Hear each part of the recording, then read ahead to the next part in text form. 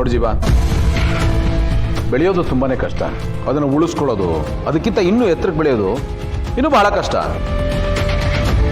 ಅದಕ್ಕೆ ಒಂದು ಬೇರೆ ಥರದ ಮೈಂಡ್ ಸೆಟ್ ಬೇಕಾಗುತ್ತೆ. ಬರೀ ಉತ್ಸಾಹ ಇದ್ರೆ ಸಾಲದು, ತಾಳ್ಮೆ, ಎಚ್ಚರಿಕೆ ಎಲ್ಲ ಇರಬೇಕು.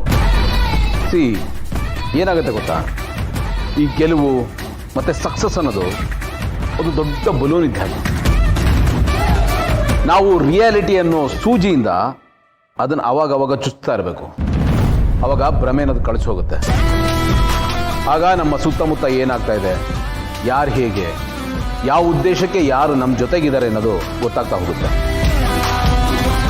ಇಲ್ಲಾಂದರೆ ನಾವು ಈ ಸಕ್ಸಸ್ನ, ಗೆಲುವನ್ನ ಸೆಲೆಬ್ರೇಟ್ ಮಾಡ್ತಾ ಬೇರೆ ಝೋನ್ಗೆ ಹೋಗ್ಬಿಡ್ತೀವಿ.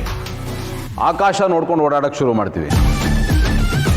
ಆಗ ನಮ್ಮ ಕಾಲು ಬುಡದಲ್ಲಿ ಏನು ನಡೀತಾ ಇದೆ ಅಂತಲೇ ಗೊತ್ತಾಗಲ್ಲ. ಪ್ರಪಾತಕ್ಕೆ ಬೀಳೋ ಸಾಧ್ಯತೆಗಳು ಜಾಸ್ತಿ ಇರುತ್ತೆ. ಸರಿ, ಆದರೆ ಇದನ್ನೆಲ್ಲ ಯಾಕೆ ನನಗೆ ಹೇಳ್ತಿದ್ದೀರಾ? ನಾನು ಮೈ ಮರಿತಿದ್ದೀನಿ ಅಂತನಾ, ಭ್ರಮೇಲಿದ್ದೀನಿ ಅಂತ? ಚೇಚೆ, ನಾನು ಹಾಗೆ ಹೇಳ್ತಾ ಇಲ್ಲ. ನೀನಿಂತ ಸೀನಿಯರ್ ಆಗಿ ಸಕ್ಸಸ್ ರುಚಿನ ಅಷ್ಟೋ ಇಷ್ಟೋ ನೋಡ್ದೋನಾಗಿ ನನಗನ್ಸಿದ್ದು ನಾನು ನಿನ್ನ ಹತ್ರ ಶೇರ್ ಮಾಡ್ಕೋತಾ ಇದ್ದೀನಿ.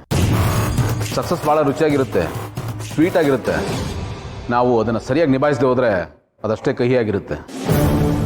ಎಲ್ಲಾನು ನಾವು ಹೇಗೆ ಬ್ಯಾಲೆನ್ಸ್ ಮಾಡ್ತೀವಿ ಅನ್ನೋದ್ರ ಮೇಲೆ ನಿರ್ಧಾರ ಆಗುತ್ತೆ. ಇನ್ನೊಂದೇನೆಂದರೆ, ನಾವು ಬೆಳೆಯೋ ಹಂತದಲ್ಲಿದ್ದಾಗ, ಬೆಳೆಯೋ ಹಂತ ಅಂತಲ್ಲ, ಜೀವನದಲ್ಲಿ ನಾವು ಯಾವುದೇ ಹಂತದಲ್ಲಿದ್ದಾಗ ನಮ್ಮ ಸುತ್ತಮುತ್ತ ಇರೋ ಸರ್ಕಲ್ಲು ಭಾಳ ಇಂಪಾರ್ಟೆಂಟ್ ಆಗುತ್ತೆ. ನಾವು ಯಾರ ಜೊತೆ ಇದ್ದೀವಿ, ಯಾರ ಜೊತೆ ಇಂಟ್ರ್ಯಾಕ್ಟ್ ಮಾಡ್ತಾ ಇದ್ದೀವಿ, ಯಾರ ಇನ್ಫ್ಲುಯೆನ್ಸ್ ನಮ್ಮ ಮೇಲೆ ಆಗ್ತಾ ಇದೆ ಅನ್ನೋದು ನಮಗೆ ಭಾಳ ಇಂಪಾರ್ಟೆಂಟ್ ಆಗುತ್ತೆ. ನಮ್ಮ ಸುತ್ತ ಎಷ್ಟು ಜನ ಇದ್ದಾರೆ ಅನ್ನೋದು ಇಂಪಾರ್ಟೆಂಟ್ ಅಲ್ಲ, ನಾವು ಯಾರ ಜೊತೆ ಇದ್ದೀವಿ ಅನ್ನೋದು ಮ್ಯಾಟ್ರ್ ಆಗುತ್ತೆ. ಯಾಕೆಂದರೆ ಲೈಫ್ ಅನ್ನೋದು ಬರೀ ಡಸ್ಟ್ಬಿನ್ ಅಲ್ಲ, ಅದರಲ್ಲಿ ಕಸ, ವಿಷ ಬೇಡದೇ ಇರೋದನ್ನು ಹಾಕ್ಕೊಳ್ಳೇಬಾರ್ದು. ನಮ್ಗೆ ಯಾವುದು ಒಳ್ಳೆಯದು, ನಮ್ಮ ಬೆಳವಣಿಗೆಗೆ ಏನು ಬೇಕು ಅಷ್ಟನ್ನೇ ಇಟ್ಕೋಬೇಕು. ಅಷ್ಟನ್ನೇ ಇಟ್ಕೋಬೇಕು ಅಂದರೆ ನಮ್ಮೋರು ಯಾರು, ಯಾರು ನಮ್ಮೋರಲ್ಲ, ಯಾರು ನಮ್ಮ ಹಿತೈಷಿಗಳು, ಯಾರು ನಮ್ಮ ಹಿತಶತ್ರುಗಳು ಅನ್ನೋದನ್ನು ಐಡೆಂಟಿಫೈ ಮಾಡೋ ಸಾಮರ್ಥ್ಯನ ಬೆಳೆಸ್ಕೋಬೇಕು.